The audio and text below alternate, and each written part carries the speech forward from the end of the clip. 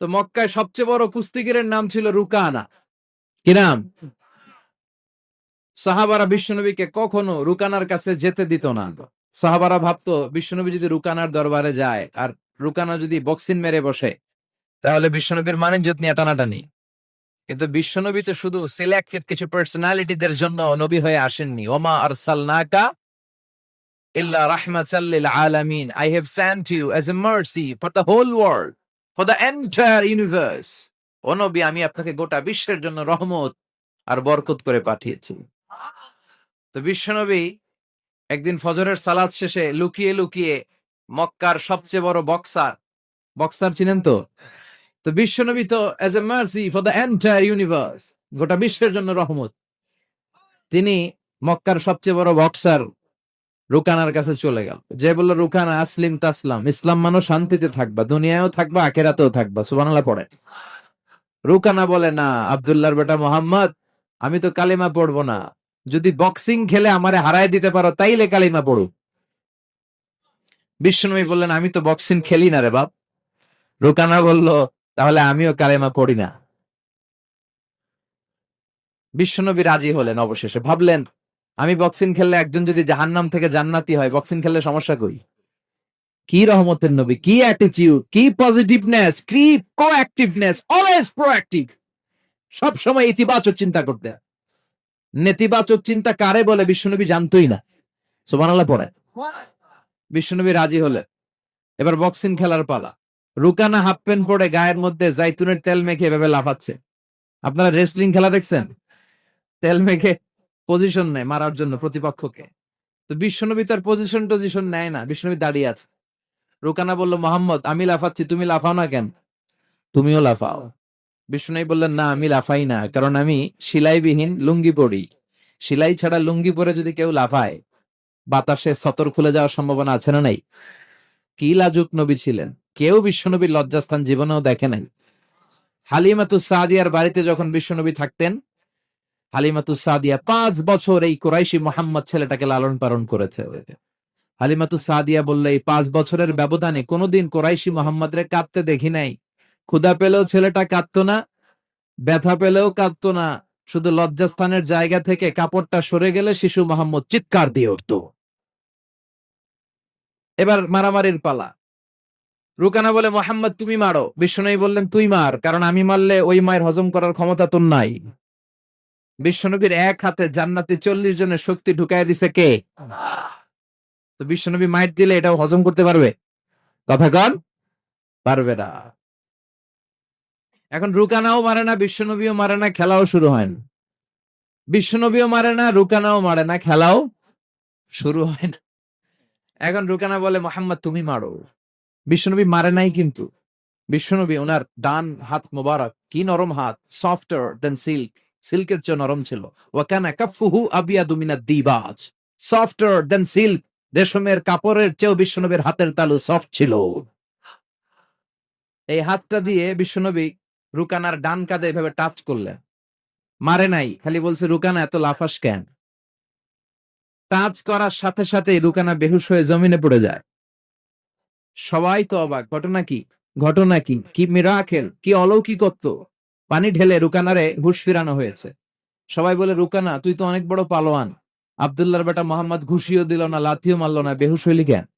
রুকানা বলে, আরে তোরা তো দেখোস নাই, তোরা দেখেছিস মোহাম্মদ হাত দিয়ে ধরেছে, আমার মনে হয়েছে বিশাল পাহাড় এসে কাঁধে চেপেছে। এজন্য ইসলামের অ্যাটিটিউড হচ্ছে ডিফেন্সিভ, আগে মারে না। আল্লাহ বলেন, ও রাব্বাকা ফাকাব্বির, glorify the name of your Lord, তোমার প্রভুর নামের বড়ত্বের ঘোষণা দাও।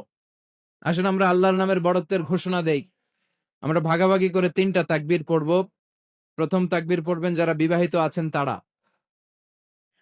দ্বিতীয় তাকবীর অবিবাহিত যারা তারা, তৃতীয় তাকবীর সবাই মিলে। রাগ করতেছেন? বিবাহিত কারা কারা আসছেন দেখি তো। মাশাআল্লাহ, আমিও আছি আপনাদের দলে। মশির ভাইও আছে ইনশাআল্লাহ। হাত নামান। অবিবাহিত কারা কারা আসছে দেখি, এই এক হাত করে তোল। সংখ্যা বাড়ানোর জন্য 2 হাত তুলতেছে। মাশাআল্লাহ, এরাও কম না, এরাও কম না, স্টেজেও আছে 2 একজন। আল্লাহ এদেরকে তাড়াতাড়ি ডবল বানায় দাও। চিন্তা নাই, দেশে আমাদের বোনদের নারীদের সংখ্যা যেভাবে বাড়তেছে, কপালে 2-3টা করে জড়তে পারে। যদিও এদেশে প্র্যাকটিসটা ওইভাবে হয় নাই, কিন্তু এটা কিন্তু সুন্নাহ। এটা কি সুন্নাহ? তো আমরা প্রথমে তাকবীর পড়বো যারা বিবাহিত আসছি তারা, এরপরে তাকবীর পড়বো যারা অবিবাহিত আসছি তারা, এরপরে সবাই মিলে। তো আমি লিল্লাহি তাকবীর বললে আপনারা শুরুতে যারা বিবাহিত ভাইয়েরা আছেন তারা তাকবীর পড়বেন। এটার উদ্দেশ্য হচ্ছে আপনাদেরকে একটু প্রাণবন্ত করে তোলা, আপনাদের ঝিমুনি আসলে, জড়তা আসলে, কাপুরুষতা, এগুলো ঝেড়ে ফেলে দিয়ে যাতে কোরআন শোনার জন্য আমরা রেডি হয়ে যাই। শুরুতে বিবাহিত ভাইরা রেডি তো? কাদের পারফরমেন্স কেমন হয় আজকে দেখবো। শুরুতে বিবাহিতদের পারফরমেন্স, আমি লিল্লাহি তাকবীর বললে আল্লাহু আকবার বলা যাবে? শুরুতে আমার বিবাহিত ভাইরা পড়েন লিল্লাহি তাকবীর। মাশাআল্লাহ, মাশাআল্লাহ, তাবারাকাল্লাহ। এবার অবিবাহিতদের পালা। সিঙ্গেল যারা, তোমরা রেডি? ওরা কাশি দিয়ে গলা ঠিক করে নিতেছে। অবিবাহিতরা রেডি তো? বিবাহিতদের হারায় দেওয়া যাবে? এবার তোমরা তাকবীর দাও, লিল্লাহি তাকবীর। ওরে আল্লাহ, দেখাই দিছে একেবারে। মাশাআল্লাহ, তাবারাকাল্লাহ। এবার সবাই মিলে 3টা তাকবীর পড়বো। পারা যাবে মুসলমান? লিল্লাহি তাকবীর, লিল্লাহি তাকবীর, লিল্লাহি তাকবীর। আল্লাহ আমাদের তাকবীর গুলো তুমি কবুল করো। যখন তারাও বাধ্য হয়ে পড়ে আল্লাহু আকবার, তাহলে বুঝা গেল আমাদের কোনো ক্ষমতা টমতা কিচ্ছু নাই। আসল ক্ষমতার মালিক একজন, চিল্লায় বলেন তিনি কে?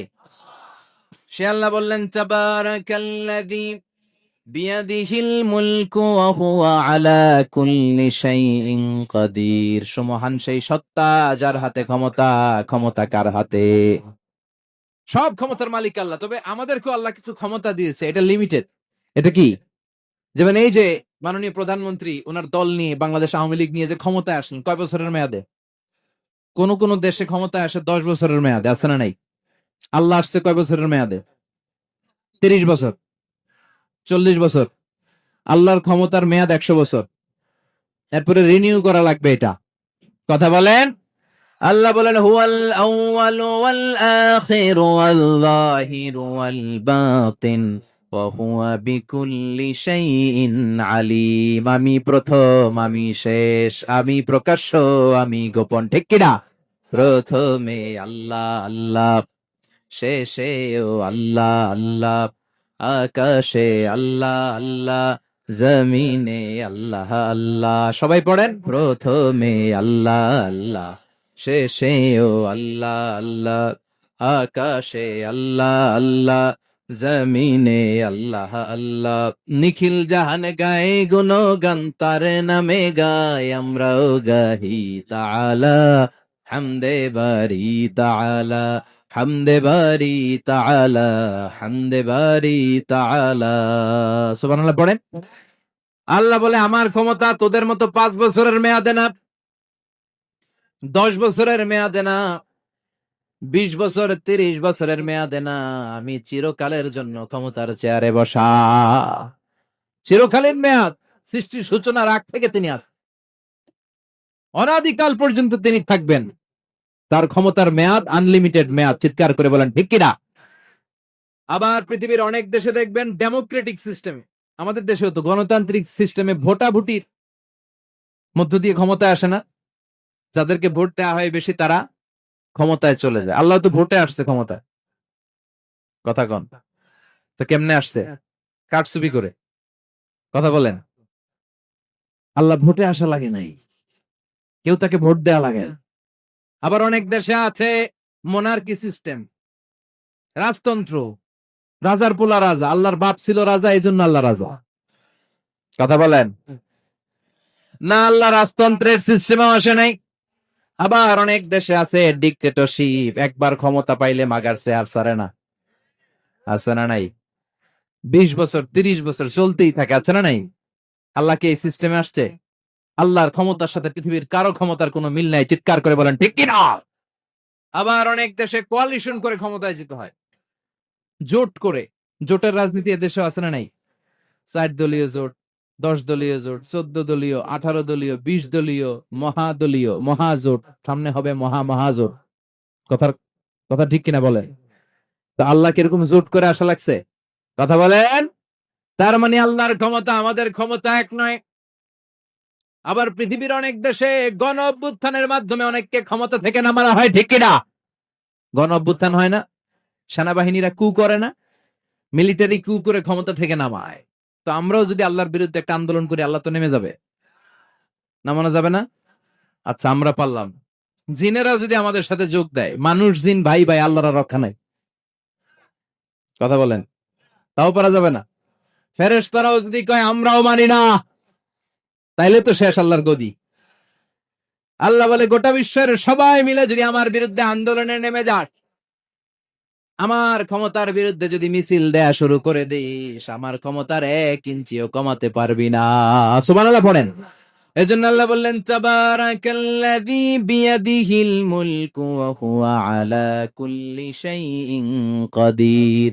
সুমহান সেই সত্তা যার হাতে ক্ষমতা, ক্ষমতা কার হাতে? আবার দেখবেন পৃথিবীর অনেক দেশের রাজা সিস্টেম, যেখানে বয়সের ভাড়া যখন নুজ্জ হয়ে যায়, 80-90 বছর বয়স হয়ে যায়, স্বেচ্ছায় ক্ষমতা ছেড়ে দেয়, ছেড়ে দিয়ে রিটায়ারমেন্টে যায়। কথা কন, শোনেন নাই মনে হয়? আছে না নাই?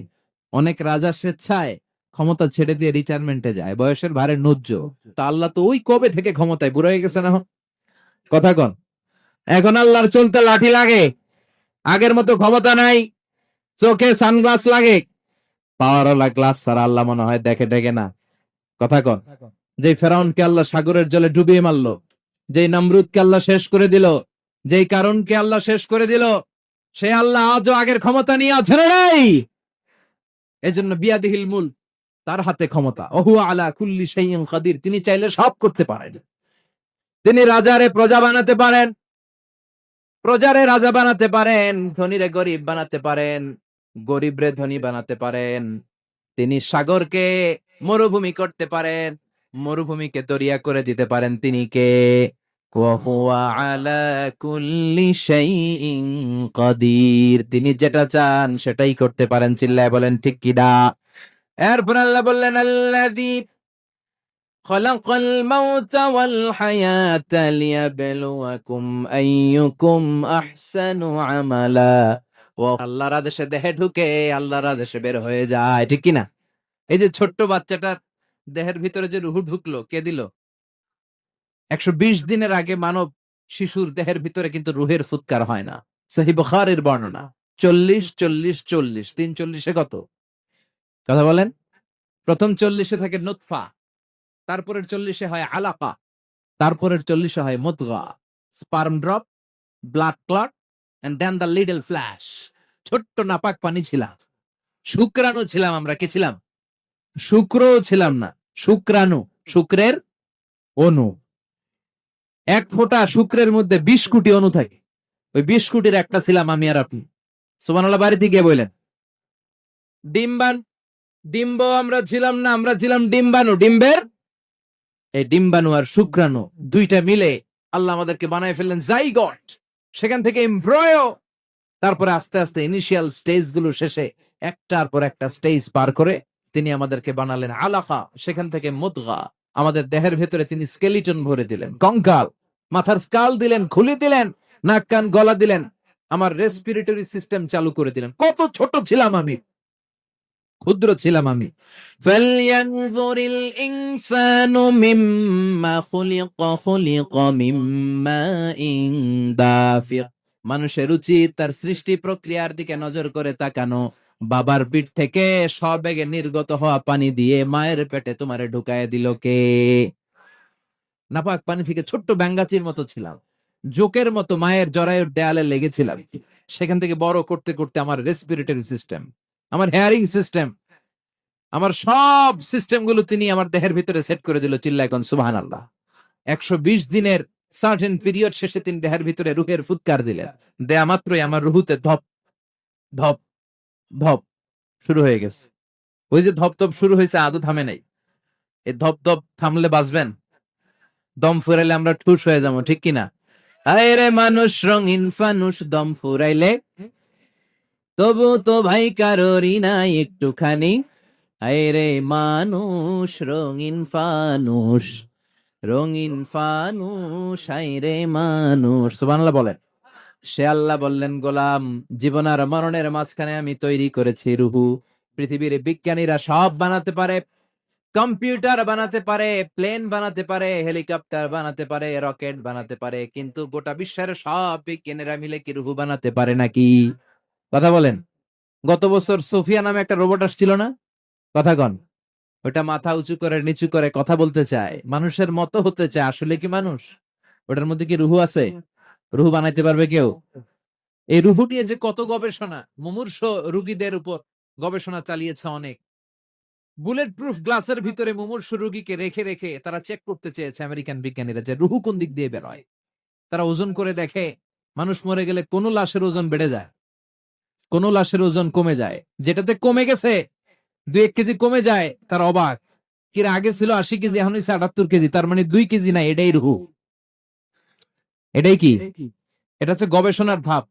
অনেকগুলো মডিউল তারা আনে, অনেক মুমূর্ষ রোগীকে গ্লাস ফিটিং করা, ইন্টেন্সিভ কেয়ারে রেখে তারা অবজার্ভ করা, আর অক্সিজেন মাস্ক খুলে দিয়ে তারা দেখে যে লোকটা ছটফট করে কিভাবে মরে। মরার আগে ওজন মাপ ছিল 80 কেজি, মরে গেছে পরে আবার ওজন দিয়ে দেখে 78 কেজি।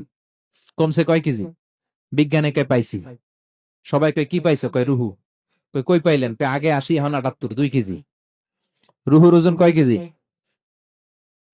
তো বিজ্ঞানীদের সিস্টেম হচ্ছে, যে কোনো একটা বিষয়ের উপর গবেষণা চালালে তারা পূর্ণাঙ্গ ডিসিশনে পৌঁছতে পারে না। They couldn't jump to the final conclusion just on one module, based on one module, they can't do it. তাদের অনেকগুলো মডিউল আনতাম। তারা আবার নমুনা আনলো আরেকটা, মুমূর্ষ রোগী, অক্সিজেন চেম্বার লাগানো, মাস্ক লাগানো, এটা খুলে ফেললে মরে যাবে। বুলেট প্রুফ করা গ্লাসের ভিতরে ঢুকিয়ে, এটার ওজন মাপ, এটার ওজন 60 কেজি। এবার মাস্ক খোল, মাস্ক খুলছে ছটফট ছটফট করে, এটা শেষ। এবার মাপ দেখ, এবার মাইপা দেখা গেছে 63 কেজি। কয় কেজি বাড়ছে? এক একটার এক এক সিস্টেম হইতেছে, কোনোটা কমে, কোনোটা বাড়ে, কোনোটা কিচ্ছু হয় না। সবাই কয় তাইলে আপনি রুহু পাইলেন কই? আগেরটা কম ছিল, মনে করছিলেন 2 কেজি কমছে, ওইটাই রুহু, এখন 3 কেজি বাইরে গেছে, মিলাইবেন কি দিয়া? কথা কন।